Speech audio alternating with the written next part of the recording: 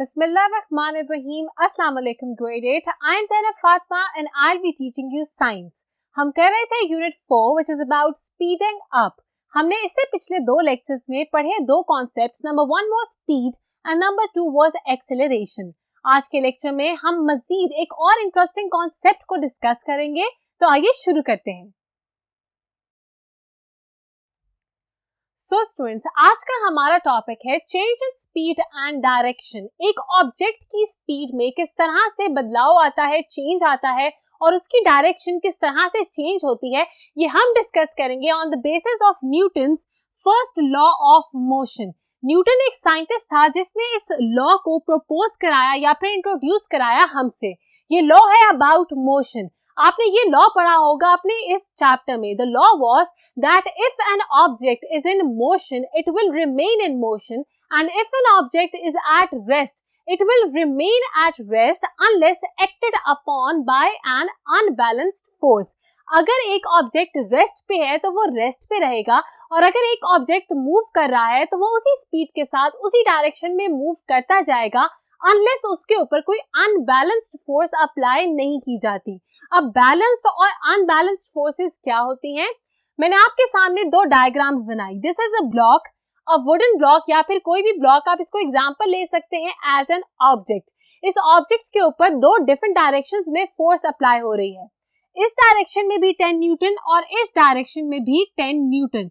इसको हम कहते हैं बैलेंस्ड फोर्सेस. इसका मतलब कि लेफ्ट साइड वाली फोर्स राइट साइड वाली फोर्स के इक्वल है और हमारा जो ऑब्जेक्ट है वो है एट रेस्ट. ये ऑब्जेक्ट जो है ये मूव नहीं करेगा. क्यों? क्योंकि इसके ऊपर जो फोर्सेस अप्लाई हो रही हैं दीज आर बैलेंस्ड फोर्सेस. इसके बाद मैंने एक और डायग्राम बनाई. इस डायग्राम में इस तरफ 10 न्यूटन मतलब लेफ्ट साइड पे 10 न्यूटन फोर्स अप्लाई हो रही है और राइट साइड पे 25 न्यूटन फोर्स अप्लाई हो रही है. इसका मतलब that these are unbalanced forces. इन अनबैलेंस्ड फोर्सेस की वजह से क्या होगा कि हमारा जो ऑब्जेक्ट है वो मूव करेगा और वो किस तरफ मूव करेगा? जिस तरफ ज्यादा फोर्स अप्लाई हो रही होगी वो उस तरफ मूव करेगा. मैंने यहाँ पॉइंट लिखा that the object will move towards the right side with 15 Newton force. ये जो ऑब्जेक्ट है ये राइट साइड पे मूव करेगा. क्यों राइट साइड पे मूव करेगा? क्योंकि यहाँ की फोर्स ग्रेटर है than the force on the left side. अब कितनी फोर्स के साथ वो दूसरी तरफ जा रहा है? The force is 15 Newton. अब 15 न्यूटन फोर्स किस तरह से आई? आपको पता है कि 10 न्यूटन फोर्स को बैलेंस आउट कर देती है. बिल्कुल इसी तरह यहाँ पे भी 10 न्यूटन फोर्स ने 10 न्यूटन फोर्स को बैलेंस आउट कर दिया. अब 25 न्यूटन में से 10 न्यूटन फोर्स जो है वो इस 10 न्यूटन के साथ बैलेंस हो चुकी है और हमारे पास पीछे बचने वाली फोर्स है 15 न्यूटन. तो ये जो ऑब्जेक्ट है ये राइट साइड पे ट्रैवल करेगा, मूव करेगा 15 न्यूटन फोर्स के साथ. अब आपको पता चल गया कि अनबैलेंस्ड फोर्सेस क्या होती हैं और बैलेंस्ड फोर्सेस क्या होती हैं. एक ऑब्जेक्ट किस कंडीशन में मूव करेगा और न्यूटन का फर्स्ट लॉ ऑफ मोशन क्या है. हमने इतनी ज्यादा इंपॉर्टेंट बातें इस बोर्ड पे डिस्कस कर ली. अगले बोर्ड पे जाके देखते हैं कि हमारा नेक्स्ट कॉन्सेप्ट क्या है.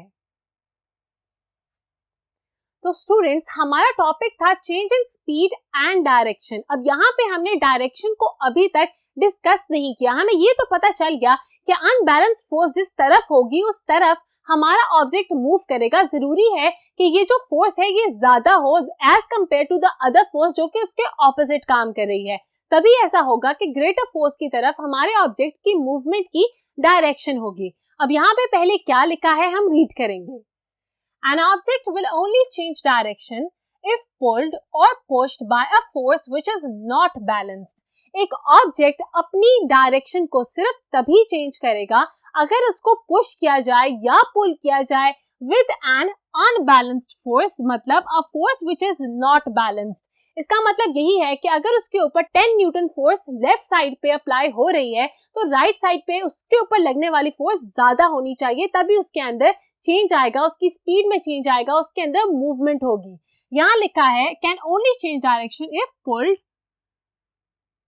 और पुश्ड. अब मैंने दो एग्जांपल्स आपके सामने लिखी, example A and example B. पहले हम डिस्कस करेंगे एग्जांपल बी को. ये बात हो रही है लीफ की, एक पत्ते की बात हो रही है. अगर हम लीफ को नॉर्मल हवा में रख के छोड़ देते हैं तो क्या होता है, लीफ के ऊपर ग्रेविटी एक्ट करती है, दूसरे उसके ऊपर एक्ट कर रहा है एयर। अब मैंने डायरेक्शन फोर्सेस की बना दी। डायरेक्शन किस तरफ होती है, ग्रेविटी की। Gravity is the force with which हमारा अर्थ हमें पुल करता है अपनी तरफ। अब लीफ को ग्रेविटी मतलब अर्थ पुल कर रहा है नीचे की तरफ और उसके ऊपर एक फोर्स एक्ट हो रही है जिसको हम कहते हैं एयर रेजिस्टेंस। हमारे इर्द गिर्द एनवायरनमेंट में मौजूद है एयर। अब ये जो एयर है इसकी वजह से इस लीफ के ऊपर रेजिस्टेंस आएगी।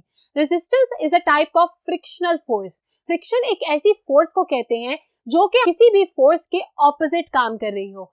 अब क्योंकि एयर यहाँ ग्रेविटी के ऑपोजिट काम कर रहा है इसीलिए हम इसको कहते हैं एयर रेजिस्टेंस या फिर फ्रिक्शन।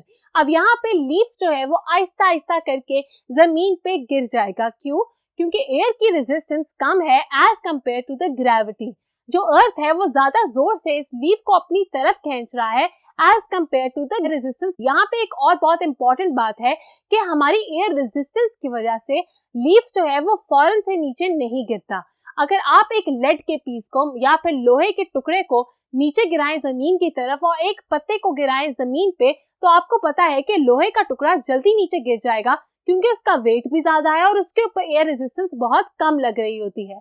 अगर हम बात करें पत्ते की तो पत्ते का सरफेस एरिया ज्यादा होता है, ज्यादा जगह की वजह से उसके ऊपर ज्यादा एयर एक्ट करता है और क्योंकि वो बहुत लाइट होता है, इसका वजन इतना नहीं होता, इसीलिए बहुत आराम से ये जमीन पे गिरता है।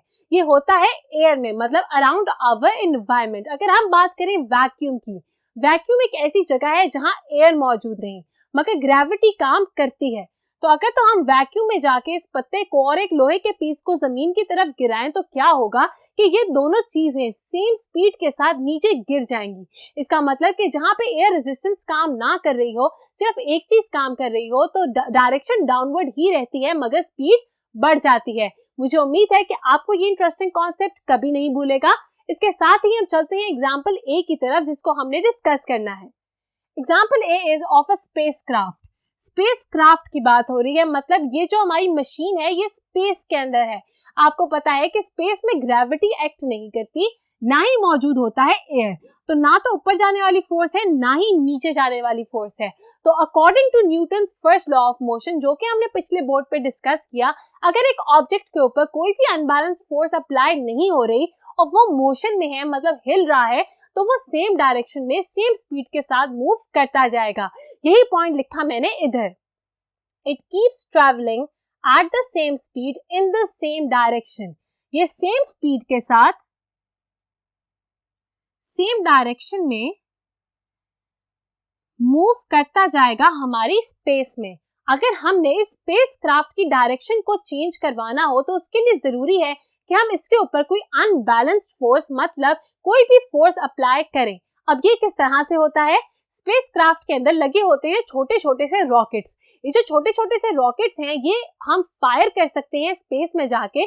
जब ये फायर होंगे रॉकेट्स तो स्पेसक्राफ्ट के ऊपर एक फोर्स अप्लाई होगी और इस फोर्स की वजह से या तो स्पेसक्राफ्ट की स्पीड बढ़ जाएगी या उसकी डायरेक्शन चेंज हो जाएगी। This actually depends on the direction कि हम किस डायरेक्शन में किस तरफ से रॉकेट को फायर कर रहे हैं अपने स्पेसक्राफ्ट में से। तो मुझे उम्मीद है कि आज का कॉन्सेप्ट आपको बहुत अच्छी तरीके से समझ आ गया। हमने पढ़ा कि किस तरह से Newton's first law of motion को अप्लाई करके एक ऑब्जेक्ट की स्पीड में तब्दीली आ सकती है या उसकी डायरेक्शन को हम चेंज कर सकते हैं। This was the concept for today's lecture. हम मिलते हैं नेक्स्ट लेक्चर में, तब तक के लिए अपना बहुत ख्याल रखिएगा। खुदा हाफिज।